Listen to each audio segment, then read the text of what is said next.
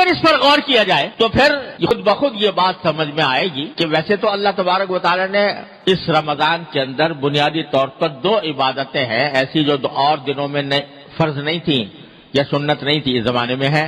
ایک روزہ عام دنوں میں فرض نہیں تھا، مہینے کے اندر فرض کر دیا.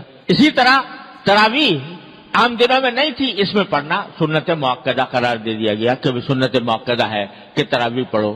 بظاہر تو یہ 2 چیزیں ہیں، لیکن اصل مقصود یہ ہے کہ اس مہینے کے اندر ان 2 کاموں کے علاوہ آدمی جتنا ہو سکے اپنے آپ کو دوسرے مشاغل سے فارغ کر کے اللہ تبارک و تعالیٰ کی عبادت کی طرف متوجہ ہو. اور دنوں کے اندر صبح سے شام تک ہم مختلف مشاغل میں مبتلا رہتے ہیں.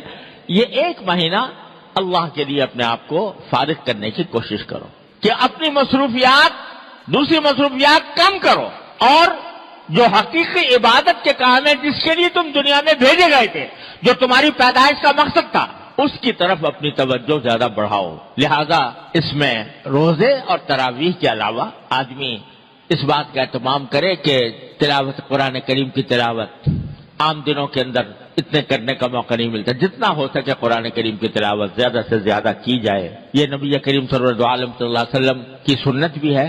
اور جب رمضان کا مہینہ آتا تھا تو حضرت جبریل امین علیہ السلام نبی کریم صلی اللہ علیہ وسلم کے ساتھ قرآن کریم کا دور کیا کرتے کہ ہر رمضان کے مہینے میں کہ جتنا قرآن ایک مرتبہ حضور اقدس صلی اللہ علیہ وسلم پڑھتے، ایک مرتبہ جبریل امین پڑھتے. کیا منظر ہوگا، وہ کیا عالم ہوگا کہ دور کرنے والے حضرت جبریل علیہ السلام اور دور کرنے والے حضور نبی کریم صلی اللہ علیہ وسلم کیا تلاوت ہوتی ہوگی، کیا اس کا منظر ہوگا اور کیا اس کی روحانیت ہوگی. ہر سال یہ ہوتا. اور آخری سال جو آپ کی دنیا میں تشریف رکھنے کا آخری سال تھا، اس میں 2 مرتبہ یہ دور کیا گیا سرکار دو عالم صلی اللہ علیہ وسلم اور جبریل امین کے درمیان. تو اس لیے قرآن کریم کی کو خاص نسبت ہے رمضان سے. تو اس میں رمضان کے اندر پہلے سے طے رکھیں کہ بھئی تلاوت قرآن کی مقدار عام دنوں سے زیادہ اس میں بڑھائیں گے.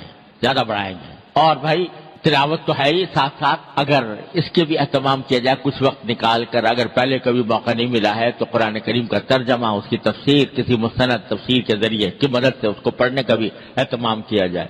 تو تلاوت، پھر چلتے پھرتے ذکر، اور بعض وہ عبادتیں، نفلی عبادتیں جو عام دنوں میں ادا کرنے کی توفیق نہیں ہوتی، رمضان کے اندر اس کا اہتمام کر لیا جائے. مثلا آخر شب میں تہجد پڑھنے کا عام دنوں میں اگر موقع نہیں ملتا، یہ توفیق نہیں ہوتی، تو سحری کے لیے تو انسان اٹھتا ہی ہے، اس سے کچھ پہلے اٹھ جائے اور کچھ رکعتیں تہجد کی پڑھ لے، 8 رکعتیں، 6 پڑھ لے، 8 پڑھ لے.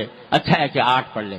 عام دنوں کے اندر تراویح کے بعد، مغرب کی نماز کے بعد 6 رکعتیں مسنون ہیں، یعنی نفلی عبادت نہیں عام دنوں میں موقع ملتا، اب پڑھ لے. اشراق کے بعد جو رکعتیں، 2 رکعتیں یا 4 رکعتیں، یہ عام دنوں میں موقع نہیں ملتا، اس میں پڑھ لے. اور چلتے پھرتے ذکر، فضولیات سے اجتناب، فضول کام سے، فضول محفلیں جمی ہوئی ہیں، باتیں ہو رہی ہیں، گپ شپ ہو رہی ہے، اس سے اپنے آپ کو بچائیں.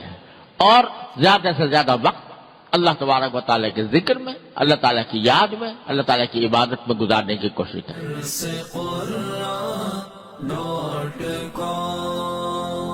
www.darsequran.com